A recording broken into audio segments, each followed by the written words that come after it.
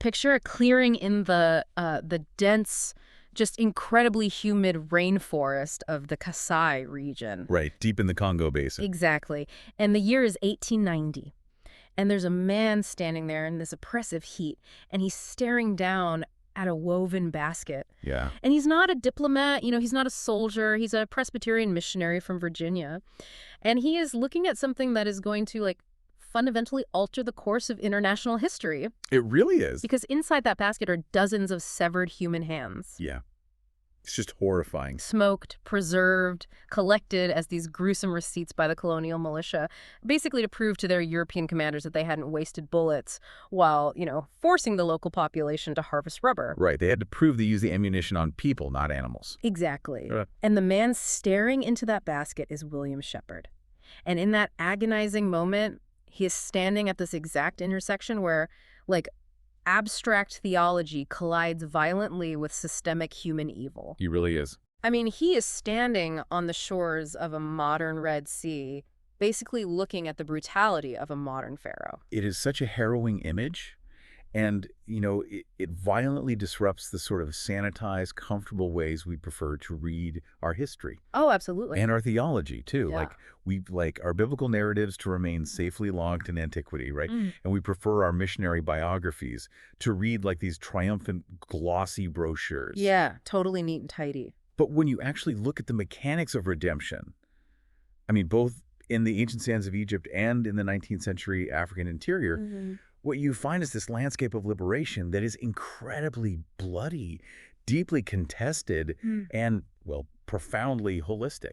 Which is exactly why we are going here today for this deep dive. Because, if you were with us for our last deep dive, we hit a massive theological inflection point. Where we did. We spent our time tracing the establishment of God's covenantal promises to the ethne, the nation. And we watched how the early church had to navigate those intense, messy, cross-cultural encounters and sort of resolve the historical friction of taking a deeply localized promise and unleashing it on a global world. We saw that structural shift from a single ethnic enclave to a completely transnational, multi-ethnic reality. Exactly. And that transition acts as the perfect springboard for what we are tackling today. Because if I can provide a brief anchor for our entire conversation for you listening right now, what we're exploring today in the Exodus narrative and the African frontier, it is a direct, unfiltered continuation of the Missio Dei. Yes. We are looking at the grand canonical narrative of a God who is actively, relentlessly reclaiming and redeeming the totality of his broken creation. That's the baseline. So to guide us through this today, we are laying two primary texts side by side. First, we're carrying into chapter 8 of Christopher J.H. Wright's The Mission of God. Such a good book. It's incredible. And Wright provides us with this staggering, multi-dimensional exegesis of the Exodus event, showing us the actual mechanics of what biblical redemption looks like. Right. And second, we are taking Wright's theological blueprint and watching it basically crash into the brutal realities of history. And for that, we're using Lesson 6 of Ruth A. Tucker's From Jerusalem to Irian Jaya. Which is where we get the biographical friction. Exactly. The friction of the 19th century African interior missions. We're going to examine the lives, the flaws, the prophetic courage of figures like David Livingstone, the Moffats, William Sheppard, who you just mentioned, Mary Slessor, and Samuel Ajayi Crowther. So we are essentially moving from the exegetical theory of ancient Egypt to the logistical nightmares of the Congo and Calabar. Yeah, from theory to the mud. And then we're going to drop all of that directly onto your desk to ask how this shapes the modern local church. So let's open up Wright's exegesis of the Exodus. Because, okay, here's the problem. For so many of us in the modern church, the Exodus has been flattened. Oh, totally flat. It has been stripped of its historical, political, and material weight and reduced to this, hyper-spiritualized metaphor. You know the drill, right? Egypt represents our sin. Yes. Pharaoh is a metaphor for the devil. The crossing of the Red Sea is a symbol for baptism. Exactly. And the Promised Land is just an allegory for going to heaven when we die. Which is a tragic reduction of the text. Mm-hmm. I mean, Wright argues with intense exegetical rigor, by the way, that the Exodus is not an allegory. Right. It is God's defining historical flesh and blood model of redemption. God didn't just, forgive Israel's sins while leaving them in chains to build monuments for a tyrant. No, he systematically dismantled the empire that was crushing them. Exactly. And Wright breaks this historical redemption down into a fourfold framework. It's political, economic, social, and spiritual. Okay, let's take those apart piece by piece, starting with the political dimension. The Exodus is the liberation of an oppressed people from the tyranny of a rogue state. But to understand the weight of this, we have to understand the geopolitical realities of the ancient Near East. Like, what did it actually mean to challenge Pharaoh? This is where the context changes everything. Yeah. You have to understand that in the Egyptian worldview, Pharaoh was not merely a prime minister, Right. or a king or a political administrator. Right. Pharaoh was the incarnate son of the sun god, Ra. He was divine. Exactly. He was the divine living bridge between the gods and humanity. His primary cosmic duty was the upholding of Ma'at, which is a concept that translates roughly to cosmic order, truth, and justice. Wow. Okay. The Egyptian state believed that without Pharaoh's absolute sovereignty, the universe would literally collapse into chaos. So the political state and the divine order were completely indistinguishable. Man, so when an 80-year-old shepherd named Moses walks into the royal court and says, Yahweh says, let my people go, he isn't just presenting a labor grievance. He is committing cosmic treason. Cosmic treason, exactly. I mean, look at Pharaoh's response in Exodus 5. He sneers, "Who is Yahweh, that I should obey his voice and let Israel go? I do not know Yahweh, and moreover, I will not let Israel go." Right. Pharaoh is looking at his pantheon of deities, looking at his own divine status and saying, this tribal deity of my slave class has zero political jurisdiction in my empire. It is the ultimate collision of sovereignties. And the 10 plagues, I mean, they are not just random acts of magic, right? No, they're highly targeted. They are targeted political and theological warfare. Yahweh systematically dismantles the Egyptian pantheon to prove that pharaonic sovereignty is a localized illusion. Yeah. By turning the Nile to blood, defeating the sun during the plague of darkness, and ultimately defeating Pharaoh's army, God is stepping into human history to make a definitive political statement. He's saying, I alone am sovereign. Yes. And I will actively judge and dismantle any rogue human empire that deifies its own power to crush my image bearers. But, political sovereignty doesn't mean much if your people are starving. Right, that's true. Defeating Pharaoh's military was step one. But the real chains holding the Israelites in the mud were economic.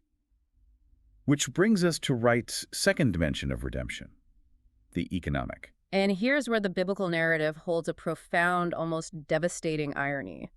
We tend to read the Exodus in isolation, right? Which is its own self-contained story. But if you rewind the canonical tape back roughly 400 years to Genesis 47, you find out exactly how the Israelites ended up as state-owned slaves. Oh, this part is wild. And the tragedy is that an Israelite helped build the very machine that enslaved them. You're talking about Joseph. Joseph and his agrarian policies during the Great Famine.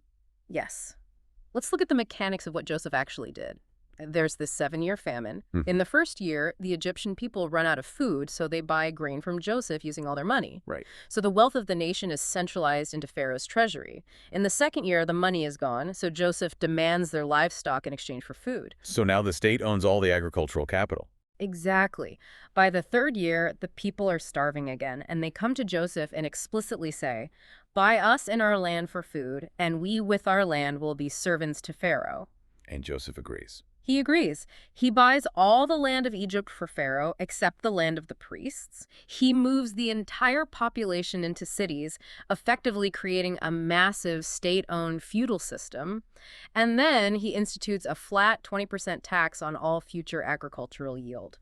It is a total centralization of wealth, property, and human labor into the hands of a single autocrat. I mean, it was a structural policy designed for short-term survival. Sure, to get through the famine. But it created an architecture of absolute systemic vulnerability. Exactly. Now, fast forward a few centuries. A new pharaoh rises who, quote, did not know Joseph. But that new pharaoh certainly knows how to use the centralized economic machine that Joseph built. Oh, he weaponizes it. That exact system of state-owned land and centralized power is weaponized to exploit Israelite slave labor for massive construction projects. Like the supply cities of Pithom and Ramesses. Yeah. The Israelites are caught in the gears of the very economic engine their ancestor constructed. And this is Wright's crucial point.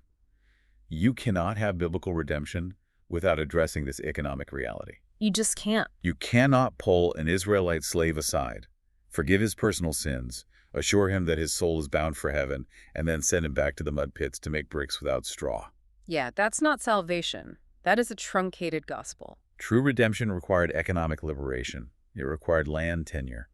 God had to physically extract them from a centralized, exploitative economy and bring them into a land of their own. Right, where every family would have a decentralized inheritance. Exactly. Where they could enjoy the fruits of their own labor under the provision of Yahweh, rather than having their labor siphoned off to build the imperial wealth of Egypt. But the oppression went deeper than just stolen labor and stolen land. It was an assault on their very existence. Which brings us to the third pillar, the social dimension. Yeah, this is the really dark part. The Egyptian state wasn't just working the Hebrews to death, they were actively trying to exterminate their future. We are talking about state-sponsored violence and the systematic destruction of the family unit. Pharaoh issues an edict of infanticide. He commands that every newborn Hebrew boy must be thrown into the Nile River. Which is just chilling. And think about the psychological and social trauma of that command. The Nile River was worshipped as the god Happy. It was the lifeblood of Egyptian agriculture and society. Oh, wow. I don't even think about that layer. Yeah, Pharaoh weaponizes this deity, turning the life-giving river into a mass watery grave for Hebrew infants. It is a targeted campaign of genocide designed to break the social fabric. Right. To destroy the kinship networks and completely sever the generational continuity of the Hebrew people. So when Yahweh steps in, his redemption is profoundly social. He doesn't just extract isolated individuals. He rescues a community. He restores their kinship. He gives them back their social dignity. I mean, look at how they leave Egypt. They march out not as a scattered mob of individuals, but as families, organized by tribes, as a socially cohesive unit. And immediately at Sinai, God gives them a new social law. Exactly. A law explicitly designed to protect the vulnerable, the widow, the orphan, and the foreigner. God is saying, you will not recreate the social hierarchy of Egypt. Your society will be marked by human dignity because you are my image bearers. And yet, as comprehensive as the political, economic, and social dimensions are, Wright emphasizes that none of these three are the ultimate goal. Right, they are penultimate. They are absolutely vital. They are non-negotiable components of redemption. But they all point toward and serve the fourth dimension. The spiritual dimension. This is the absolute apex of the fourfold framework. We have to be very clear here. Freedom from Egypt was not just independence for the sake of independence. Right. Yahweh didn't liberate Israel just so they could become another autonomous geopolitical nation-state doing whatever they wanted in the desert. No, the freedom was explicitly, relentlessly purposeful. What is the repeated demand Moses makes to Pharaoh? Let my people go so that they may worship me. The freedom to serve. They are being transferred from the oppressive lordship of Pharaoh to the life-giving lordship of Yahweh. Precisely. If God only achieved political, economic, and social freedom for the Israelites, but they walked out into the Sinai Peninsula and immediately began worshiping a golden calf. Which, tragically, is exactly what they attempted to do. Exactly. If they do that, then they have completely missed the purpose of their redemption. They are still in bondage. They've just changed the zip code of their idolatry. Yeah, that's a great way to put it. The spiritual restoration of a covenant relationship with Yahweh, the atonement for their sins, and the dwelling of God's presence in the tabernacle among them, that is the ultimate goal of the Exodus. But wait, this brings up a massive tension, and it's the hermeneutic divide that has fractured missiology for the last century. Oh boy, yes it has. We're sitting here laying out this beautiful, comprehensive, fourfold framework. But historically, the church has a terrible habit of chopping this framework into pieces and forcing people to pick sides. Right. How do we actually read this text today? Because Wright points out two massive extremes in how the global church interprets the Exodus. The hermeneutic divide is incredibly sharp, and I want us to impartially outline these two flawed interpretations for you all listening, because if you are working in ministry today, you encounter these on a weekly basis. You really do. Let's look at the first extreme, which Wright identifies as the spiritualizing interpretation. This is the tendency, often found in conservative evangelical circles, to ignore systemic injustice entirely and reduce the Exodus strictly to an allegory for personal spiritual salvation. Right. It views the physical reality as the text as nothing more than shadows pointing to spiritual truths. So slavery in Egypt is just a metaphor for my personal bondage to sin. Yeah. Pharaoh is just a metaphor for Satan. And the promised land is just a metaphor for heaven. It completely neuters the text of its historical reality. And Wright argues that while, yes, Jesus absolutely saves us from the spiritual bondage of sin and Satan, Reading the Exodus exclusively as a spiritual allegory does a massive disservice to the character of God. It really does. It implies that God doesn't actually care about the physical world. It suggests that God is indifferent to unfair wages, political oppression, human trafficking, and dead babies in the Nile, as long as people go to heaven when they die. Right. When we hyper-spiritualize the text, we create a theology that gives us a free pass to ignore the physical suffering of our neighbors. But then you swing the pendulum to the complete opposite end of the spectrum, and you hit the politicizing interpretation. Yes. And we see this most prominently in liberation theology. Let's unpack the mechanics of liberation theology impartially, because it's a massive, influential movement that we need to understand accurately. Well, liberation theology emerged heavily in Latin America in the mid-20th century, and it was born out of deep systemic poverty and oppressive political regime. Right. The theologians in this movement looked at the Exodus and said, look at the text. God is unequivocally on the side of the oppressed and the marginalized. Which he is. Exactly.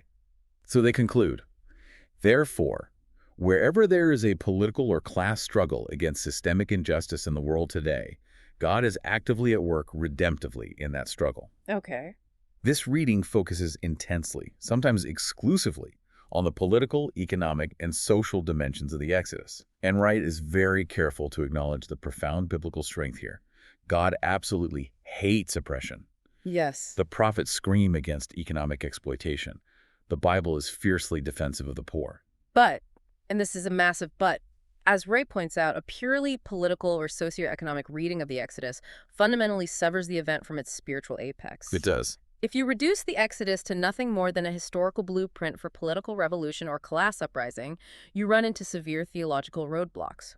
For one, you have to ignore a massive chunk of Israel's own history.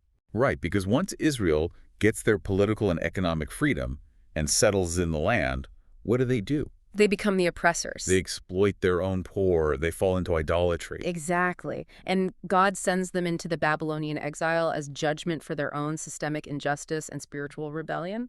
A purely political reading struggles to deal with the internal depravity of the human heart. Yeah. If liberation is only about changing the external political structures, it ignores the fact that the oppressed, once in power, often become the new oppressors because their internal nature hasn't changed. That's such a critical point. A politicized reading can easily ignore the absolute necessity of personal repentance, the spiritual atonement for sin, and the reality of a holy God who demands internal purity, not just external equity. So if spiritualizing the text ignores the physical agony of the world, and politicizing the text ignores the spiritual depravity of the human soul, how do we resolve this tension? Yeah, where's the synthesis? Wright argues that you cannot find the synthesis by just mushing the two together. Yeah. You have to anchor the interval interpretation in one specific place, the cross of Christ. I love this because Wright insists that the cross is the unavoidable cost and the absolute center of God's holistic mission. You cannot have biblical liberation without the cross. Right. Think about it like the double helix of DNA. In a strand of DNA, you have two backbones connected by base pairs. If you sever one of the backbones, the entire organism falls apart, it cannot replicate, and it dies. That's a great analogy. Holistic mission is the same way. The cross bridges the physical and the spiritual. On one hand, the cross deals the decisive, cosmic blow to all external powers of evil, injustice, and the principalities of this world. Christ's physical suffering validates that God enters into our physical agony. But simultaneously, the cross deals the decisive blow to our internal rebellion. Christ sheds his blood to atone for our personal sin, satisfying the wrath of God and achieving our spiritual reconciliation. You cannot sever the social justice of the cross from the spiritual atonement of the cross without killing the gospel. The cross demands that we care about the starving man's body because Christ took on a physical body. Yes. And the cross demands we care about the starving man's soul because Christ died to reconcile that soul to the Father. So that is the canonical exegetical framework. A fourfold redemption, political, economic, social, and spiritual, perfectly anchored and held together in the cross of Christ. But here is where the rubber meets the road. Oh, yeah. Exegetical theory in a pristine academic setting is relatively easy. Yes, drawing diagrams on a whiteboard is safe. But application is where the blood is spilled. Exactly. So what happens when human beings, carrying the baggage of their own cultures with all their historical blind spots and personal flaws, attempt to take this massive fourfold framework and live it out in the mud? To answer that, we have to transition from Christopher Wright's biblical theology to Ruth Tucker's biographical history. We are looking at the 19th-century missionary advance into the African interior. Right, and this era was fraught with peril. I mean, the African interior was notoriously dubbed the white man's graveyard due to the staggering mortality rates from malaria, yellow fever, and dysentery. Just massive logistical failures. Absolutely. So how did these missionaries attempt to embody the Exodus redemption in such a hostile, complex environment? Let's start by looking at arguably the most iconic and perhaps most heavily scrutinized figure of that era, David Livingstone. Livingstone is a masterclass in biographical friction. He was a Scottish physician and pioneer medical missionary. Right. He originally went to South Africa with the London Missionary Society, but he possessed this relentless, almost obsessive desire to push northward, deep into the uncharted interior, into territories where no European had ever mapped. Just constantly moving. And as he ventured deeper into Central and East Africa, he didn't just find unreached people groups. He collided head-on with a horrifying geopolitical reality: the East African Arab slave trade. I think we need to clarify this for a moment for our listeners. When most Westerners hear slave trade, our minds immediately go to the transatlantic slave trade on the west coast of Africa, which was dominated by European powers. Right, that's what we learned in school. But Livingstone was exposing something different on the East Coast. Yes, the East African trade, heavily controlled by Arab and Swahili traders operating out of Zanzibar. And the mechanics of this trade were utterly devastating. It's awful. Traders would march heavily armed deep into the interior, incite warfare between local tribes, burn entire villages to the ground, and capture the survivors. They would chain men, women, and children together in yoke lines and march them hundreds of miles to the Indian Ocean coast. And Livingstone saw this firsthand. He personally witnessed depopulated landscapes. He saw lines of chained human beings left to die of starvation on the side of the trail. The trauma of witnessing this completely broke him, and it fundamentally altered his missiology. Yeah. He realized that the spiritualized interpretation of the gospel was profoundly inadequate here. You cannot stand under a tree and preach a sermon about spiritual freedom in heaven to a man who is currently wearing an iron collar around his neck. So how does he respond? He develops a strategy that directly activates the economic and political dimensions of Wright's Exodus framework. Livingstone famously summarized his strategy for Africa with 3 words: commerce, Christianity, and civilization. Right. Let's look at the mechanics of why he believed commerce was the prerequisite for Christianity. Well, Livingstone recognized that the slave trade was, at its core, a ruthless economic engine. The Arab traders and the complicit local chiefs were selling human beings because it was the most profitable and sometimes the only export available to them that could acquire foreign goods like cloth and firearms. Right, it was pure economics for them. Furthermore, there was a direct mechanical link between the ivory trade and the slave trade. To get massive, heavy elephant tusks out of the deep interior, the traders needed porters. Animals died from the tsetse fly. Of course. So they captured slaves to carry the ivory to the coast, and once they arrived, they sold both the ivory and the human porter. Livingstone theorized that if he could introduce alternative, legitimate commerce like cotton or agricultural goods, and provide navigable river routes for steamboats to transport those goods without needing human porters, he could literally collapse the economic viability of human trafficking. He is trying to dismantle the economic machinery of the oppressor. Exactly. Just like God dismantled the economic reliance on Hebrew slave labor in Egypt. He wants to drain the swamp of its financial incentive. But we have to interrogate Livingstone here impartially. Commerce, Christianity, and civilization.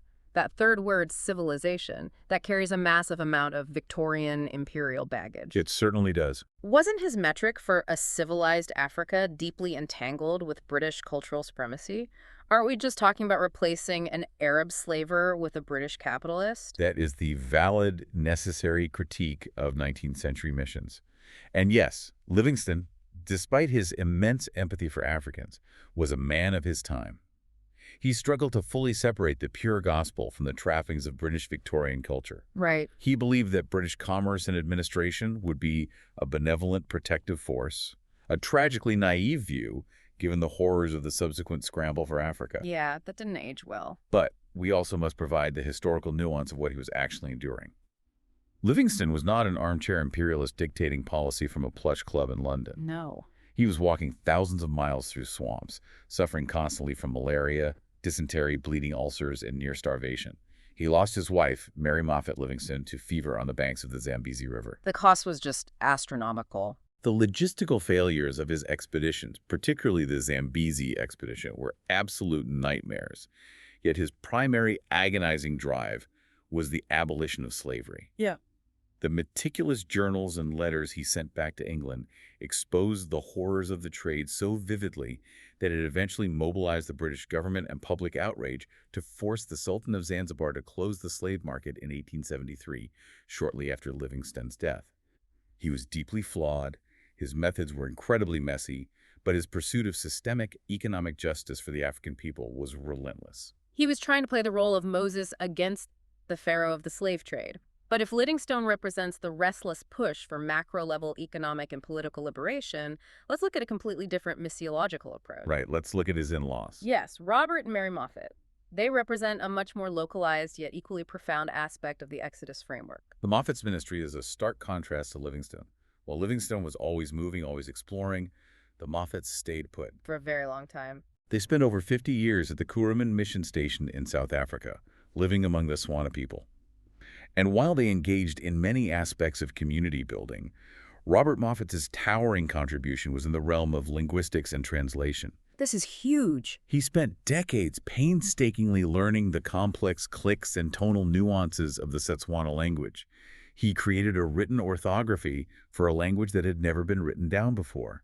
And then, utilizing a hand-cranked wooden printing press that he hauled into the wilderness, he translated and printed the entire Bible into Setswana. Now, in modern evangelicalism, we tend to view Bible translation purely through the lens of the spiritual dimension. Right, so people can be saved. Exactly. We translate the Bible so people can read about Jesus and have their souls saved, and that is true. But let's unpack the profound political and social implications of what Moffett actually did. Translating the scriptures into the vernacular is actually a massive act of anti-imperial redemption. How does the mechanics of that work? Think about the tactics of an invading empire. When a colonial power subjugates a people, what is one of the very first things they attack and dismantle? The language. The language. The empire forces the colonized people to learn and speak the language of the conqueror, whether that is English, French, Portuguese, or Arabic. It is a psychological mechanism of control. Wow, yeah. It sends a very clear message. Your culture, your words, your worldview, and your identity have no inherent value. To access power, to access civilization, and to access the divine, you must become like us. Right.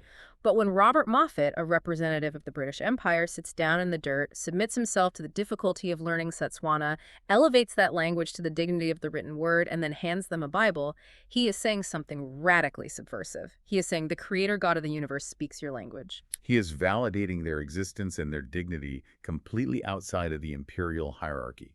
Exactly. Giving a people the word of God in their mother tongue frees them from cultural and psychological bondage.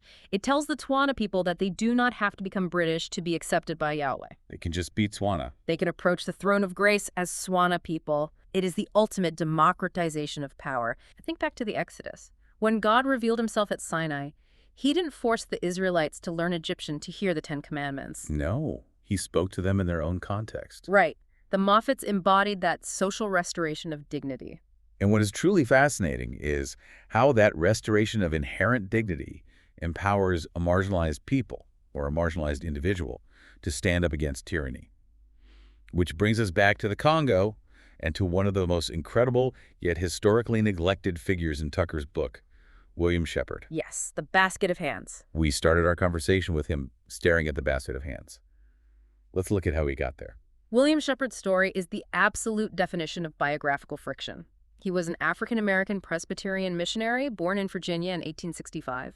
Literally in the closing months of the American Civil War. Which means his entire worldview was forged in the fires of the post-Reconstruction South. Right. He intimately understood the architecture of systemic racial terror, disenfranchisement, and economic exploitation. In 1890, he ventured into the Congo Free State alongside a white colleague, Samuel Lapsley. Now, we have to set the geopolitical stage here. These two. The Congo Free State was a massive territory in Central Africa, but it was not a traditional colony. Oh. It was personally owned as private property by Belgium's King Leopold II. As private property, that is just insane. It is. Leopold had managed to convince the United States and European powers that he was running a vast philanthropic enterprise. He claimed he was bringing civilization, building infrastructure, and ending the Arab slave trade in the region. But the reality on the ground was a dystopian nightmare. It was a genocide for profit. The global demand for rubber had exploded with the invention of the pneumatic tire. Oh, right. The Congo was rich in wild rubber vines. Leopold's colonial militia, the force public, instituted a reign of terror to extract it. They would enter a village, take the women and children hostage, and force the men deep into the jungle to tap rubber vines. Unbelievable. If the village did not meet its exorbitant rubber quota, the militia would execute people. And to prove to their officers that they hadn't wasted their imported European bullets on hunting animals, the soldiers were required to cut off the right hand of every person they killed and present them in baskets. And William Sheppard, because of his immense wilderness skills and ability to connect with local chiefs, he ventures deeper into the Kasai region than any other outsider. He walks right into the heart of this machine. He does. He finds the smoking ruins of destroyed villages, he documents the hostage-taking, and he literally stands over the fires where the force public are smoking the severed hands to preserve them for the quota tally. For Sheppard, this isn't abstract. As a black man from the American South, his radar for systemic exploitation is acute. Right. So what does he do?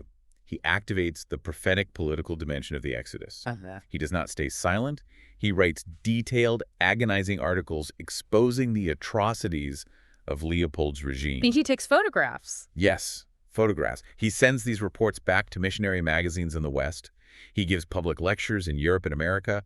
His eyewitness accounts shatter Leopold's philanthropic facade and ignite a massive international scandal. This is the Exodus narrative manifested in flesh and blood.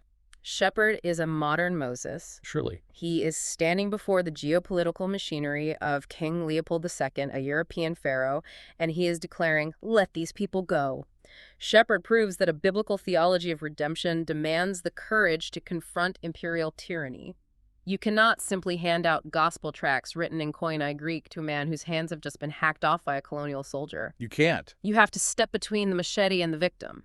And stepping into that gap nearly cost Sheppard his life and his freedom. The Kasai Rubber Company, a concessionary company operating under Leopold's system, sued Sheppard for libel. Of course they did. He was forced to stand trial in the Congo in 1909.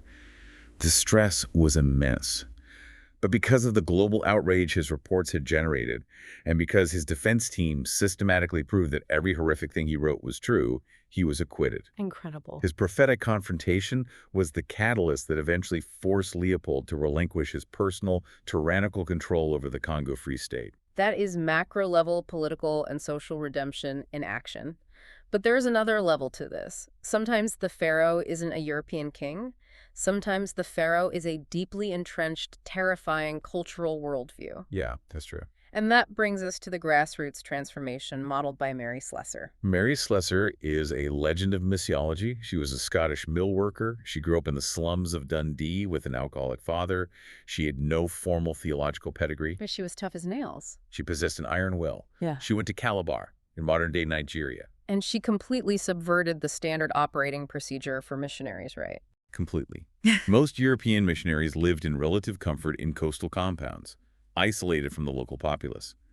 Slessor pushed deep into the damp, disease-ridden rainforests of the interior, living directly among the Efik and Okiyoung people. Wow. She discarded the heavy, restrictive Victorian dresses, opting for simple cotton garments. She lived in mud huts, ate the local food, and learned the language so fluently that she understood the complex nuances of their tribal laws. She just went completely incarnational. She was incredibly eccentric, but fearlessly brave. She would frequently physically insert herself between warring tribal factions to negotiate peace. But her most iconic intervention connects perfectly to the social dimension of the Exodus framework. Tell us about her confrontation with the cultural practice of twin infanticide. In the animistic worldview of that region, there was a deeply entrenched, terrifying belief regarding the birth of twins. The culture believed that the father of one of the infants was an evil, roaming spirit. And because it was impossible to tell which child was the human and which was the demonic offspring, both infants were considered cursed. The twins were immediately taken into the jungle, stuffed into clay pots, and left to die of exposure or be eaten by animals. That is just Horrific. Furthermore, the mother was often considered unclean and cast out of the community. It is a heartbreaking reality of how fear drives worldview. Yes. And Slessor didn't just stand on a soapbox and preach against it as an abstract theological error. She did something about it. She intervened physically. When she heard a woman had given birth to twins, she would literally run into the jungle in the middle of the night, locate the discarded infants, rescue them, and bring them into her own compound. She adopted dozens of these children and raised them as her own. If we lay this over the Exodus narrative, the parallels are stunning. We see the Hebrew midwives, Shiphrah and Puah, actively defying Pharaoh's political order to kill the Hebrew boys. We see Moses' own mother, Jochebed, putting him in the papyrus basket to shield him from state-sponsored infanticide. Slessor is stepping into that exact same canonical role. She is physically intercepting violence against the vulnerable. By rescuing these children, she is making a profound theological statement. These infants are not cursed spirits. They bear the image of Yahweh, and their physical lives have ultimate, non-negotiable value. And by raising them into healthy adulthood within the community, she systematically proved to the local tribes that the twins brought no curse upon the village. Her incarnational living slowly dismantled the mechanical fear that drove the cultural practice. That's amazing. It is a brilliant example of grassroots social redemption. And speaking of grassroots empowerment, we cannot finish our historical survey without looking at Samuel Ajay Crowther. Crowther is absolutely essential because if you look at Livingstone, Moffat, Sheppard, and Slessor, you still have outsiders driving the mission. Right. Crowther breaks that mold. His life spans the entire spectrum of what we've discussed today. As a young boy, roughly 13 years old, Crowther was captured by Yoruba slave traders in what is now Nigeria. Wow, 13. He was sold to Portuguese traders and loaded onto a transatlantic slave ship. But before the ship could leave African waters, it was intercepted by a British Royal Navy anti-slavery squadron. Wow, so he was rescued. He was rescued, taken to Freetown in Sierra Leone, and placed under the care of the Church Missionary Society. There he encountered the gospel and was baptized. The trajectory of his life is staggering. From a chained captive in the hull of a slave ship to one of the greatest linguistic scholars of his era. He possessed immense intellectual horsepower. He was ordained in the Church of England. He participated in the famous and tragically deadly Niger expeditions of 1841, Right. where the massive death toll of European missionaries made it starkly obvious that the evangelization of the African interior required indigenous leaders who possessed immunity to local diseases and an intrinsic understanding of the culture. It's just logistical reality. Crowther translated the Bible into the Yoruba language, his native tongue. But his pinnacle achievement came in 1864, when he was consecrated as the first African Anglican bishop, given oversight of the Niger territory. And why is that consecration so crucial for our overarching framework today? Because true, holistic liberation, political, economic, social, and spiritual, cannot be perpetually managed by foreign colonizers. Yeah. If the Western missionary always retains the top position of power, if they are always the bishop, the CEO, the lead pastor, the one holding the purse strings, then the ecclesiastical system still subtly mirrors the political structure of colonialism. It does. It reinforces a paternalistic lie that the African church is forever in a state of infancy. Crowther's elevation represented the deliberate building of indigenous leadership. It was the institutional realization that the church in Africa must be led by African. It restores ultimate dignity to the local believers. Exactly, demonstrating that they are fully capable, intellectually and spiritually, of stewarding the Missio Dei themselves. Okay, we have covered a massive amount of ground today. We really have. We have traveled from the high-level exegesis of ancient Egypt through the swamps of the Kasai rubber trade and into the mission stations of Calabar. But now we have to make the turn. The pastoral turn. Right. How do we bring this immense weight of history and biblical theology directly into the modern local church? If you are a pastor preparing a sermon, a ministry leader directing an outreach program, or an MDiv student wrestling with missiology, how does this fourfold Exodus redemption alter what you do on a Monday morning? It alters the very foundation of how you construct your ministry. Yeah. Let's start with the most persistent, exhausting debate that plagues modern pastoral teams. The chicken or egg debate. Yes. The endless tension between evangelism and social involvement.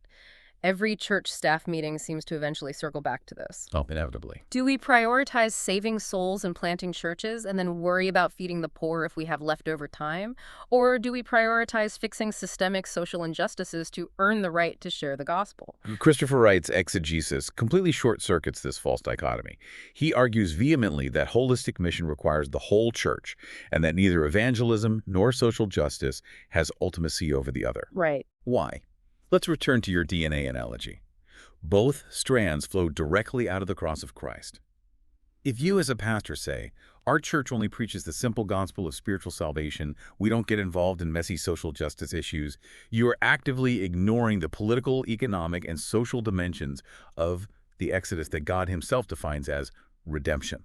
Yeah, you are ignoring the fact that Christ physically suffered to defeat the principalities and powers that cause material agony. Exactly. But on the flip side, if you lead a church that says, we only do social justice, we march for equality, we run food banks, but we don't feel the need to preach repentance or evangelize, you are falling straight into the politicizing trap. Right. You are ignoring the spiritual apex of the Exodus, the reality that we are freed in order to worship Yahweh. You are ignoring the fact that Christ shed his blood specifically to atone for internal human rebellion. Wright is demanding that we stop trying to sever the DNA strand. So practically, how does this tension shape preaching strategies? How do you step into a pulpit and preach the Exodus or any text on redemption without falling into the trap of over-spiritualizing or purely politicizing? It requires what I would call a dual courage from the pulpit. True biblical preaching must prophetically call out local systemic injustices. It means the pastor have to look out the window of their study at their own city and ask, where is the modern Egypt operating in my zip code? Wow. Yeah. Is it predatory payday lending practices that are trapping the working class in a cycle of debt? Is it the hidden horrors of human trafficking in the local hotel industry? Is it a municipal zoning policy that intentionally crushes marginalized communities? The real tangible stuff. The pulpit must have the courage to speak prophetically to those external issues, just like Moses did to Pharaoh and just like William Sheppard did to King Leopold. You cannot ignore the physical chains. But, and this is the crucial pastoral pivot, the preaching must simultaneously and relentlessly drive the congregation to the foot of the cross. Yeah. The pastor must look at the congregation and say, the exact same greed that fuels those predatory lending practices is the very greed that lives quietly in your own heart. Right. The same lust for power that drives systemic oppression is the pride that corrupts your own marriage. And for that internal rebellion, you desperately need the atoning blood of Jesus Christ. It tackles the external systemic evil in the city while constantly calling for internal spiritual repentance in the pew. That is powerful. But let's push this from the pulpit into the spreadsheets. Okay, here we go. That brings us to a very practical pastoral case study. Local church budgeting. We both know that the budget is the ultimate theological document of any local church. It absolutely is. You can read a church's doctrinal statement, but if you want to know what they actually believe about the Missio Dei, look at how they spend their money. Does the church budget reflect the fourfold model of redemption? That is where the friction gets incredibly real. Right. Because I want to push back on behalf of the listener here. The reality of local ministry is that funds are almost always desperately tight. Always. A pastor of a church of 150 people might look at Wright's massive fourfold framework and say, listen, I barely have enough tithe money to keep the HVAC running, pay the youth pastor a living wage, and print the Sunday bulletins. How on earth am I supposed to single-handedly fund political, economic, social, and spiritual redemption in my city? It is a completely valid pastoral anxiety. But the solution isn't about having a multi-million-dollar endowment. It is about the philosophy of the allocation. It is a mindset shift. Yeah, that makes sense. The question is, are we funding holistic ministries, or are we just funding our own internal consumerism? Even with severely limited funds, how are we engaging the suffering of the community? If your entire outreach budget is spent on a slick digital marketing campaign to get more people into the comfortable seats of your auditorium, you might be hyper-spiritualizing your mission. That's a good point. What if you took a portion of that marketing budget and used it to partner with an existing local legal clinic that helps undocumented immigrants navigate the system? What if you provided the seed money for a community food cooperative? You don't have to reinvent the wheel. You just have to strategically allocate your resources to support all four dimensions of redemption. Which perfectly transitions into our final pastoral application, diaspora engagement and cross-cultural partnerships. Mm-hmm. We don't have to board a ship to Africa like Livingstone to engage the nations anymore. No, we don't. The global movement of people means the ethne are living in our neighborhoods. The nations are literally on our doorstep. And how the local church engages that diaspora is the ultimate litmus test of applying the Hesed of God. Let's define that for the listeners, because Hesed is such a rich, foundational Hebrew concept. It translates to the covenant love, mercy, and loving kindness of God. Right. But it is not just a passive feeling of pity or sentimentality. Hesed is a steadfast, active, fiercely loyal love that requires tangible action on behalf of the vulnerable. Tangible action. Applying Hesed to marginalized communities, refugees, and immigrants in our own cities means treating them fundamentally as image bearers of Yahweh, rather than viewing them as economic burdens or reducing them to political talking points on a news channel. If we look back at the Exodus narrative, once Israel is liberated, God commands them repeatedly in the Levitical law. Yeah. You shall not oppress the foreigner, for you know the heart of a foreigner, because you were foreigners in the land of Egypt. Right. God's Hesed toward Israel in their deepest oppression was supposed to become Israel's standard operating procedure for how they treated the vulnerable immigrants living among them. So a local church that is actually embodying this fourfold framework doesn't just hold an international potluck Sunday once a year and call it missiology. Wow. It looks at the immigrant communities in its city and asks, how can we tangibly participate in their economic and social redemption? How can we host ESL classes? How can we advocate for fair housing practices in our city council meetings? And simultaneously, how do we invite them into the spiritual redemption of worshiping Jesus Christ together as one body? Some of it. It is incarnational, and it is entirely holistic. It demands that we step out of our cultural comfort zones, just as the Moffats did when they learned Setswana, or as Mary Slessor did when she moved into the mud huts of Calabar. We might not be traveling thousands of miles across a malaria-infested ocean, but crossing the street to build a relationship in a neighborhood that speaks a different language and operates in a completely different socioeconomic reality requires the exact same sacrificial incarnational mindset. So to synthesize this massive journey we have been on today for this deep dive, the core theological takeaway from Christopher Wright's exegesis is that God's Missio Dei is fundamentally, unavoidably holistic. You cannot sever the spiritual salvation of a soul from the physical, social, and economic realities of the person. God cares deeply about bodies, about justice, and about systemic equity, just as much as he cares about eternal souls. The Exodus establishes the blueprint, and the blood of the cross cements it forever. And the core historical takeaway from Ruth Tucker's biographies is that participating in this holistic mission is rarely neat, and it is never tidy. Never. The lives of missionaries like Livingstone, Moffat, Sheppard, Slessor, and Crowther were messy, flawed, and fraught with the agonizing friction of their eras. Yet, their profoundly courageous lives prove that fighting systemic economic evil, translating the Bible to dismantle cultural imperialism, and running into the jungle to rescue the discarded are inherently, non-negotiably part of preaching the gospel. Amen to that. They showed us that the muddy, complicated waters of the real world are exactly where the church is supposed to be waiting. It has been a heavy, incredible deep dive today, but we are not stopping here. What is on the horizon for our next session? Next time, in Episode 7, we are moving even deeper into God's model of restoration. We will be executing a rigorous exegesis of the Jubilee economics found in Leviticus 25, the radical systemic reset of wealth and land. Oh, that's going to be good. And then we are going to collide that ancient economic law with the rise of the early 20th century faith missionaries, figures like Hudson Taylor and C.T. Studd. We will be exploring exactly what happens when missionaries intentionally forsake wealth, refuse guaranteed denominational salaries, and rely on God alone to fund their journey. It is a fascinating, deeply challenging look at the intersection of radical faith and practical financial provision. I cannot wait to unpack that. But before we go, here is where it gets really interesting for you right now. I want to leave you with a final thought to mull over as you go about your week. We have spent an hour talking about how a true rescue mission isn't just about pulling a soul out of the water. It is about draining the swamp of injustice and rebuilding a society that honors the image of God. Look around your own community, your own city this week. Where is the modern Egypt operating right under your nose? Where is the modern Congo Free State hiding in plain sight?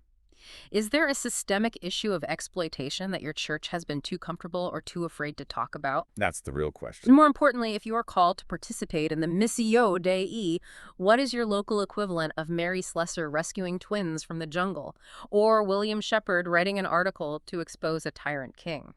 The Exodus isn't just ancient history preserved in amber. It is an active blueprint for today. And the work of holistic redemption is waiting for you to step into the mud.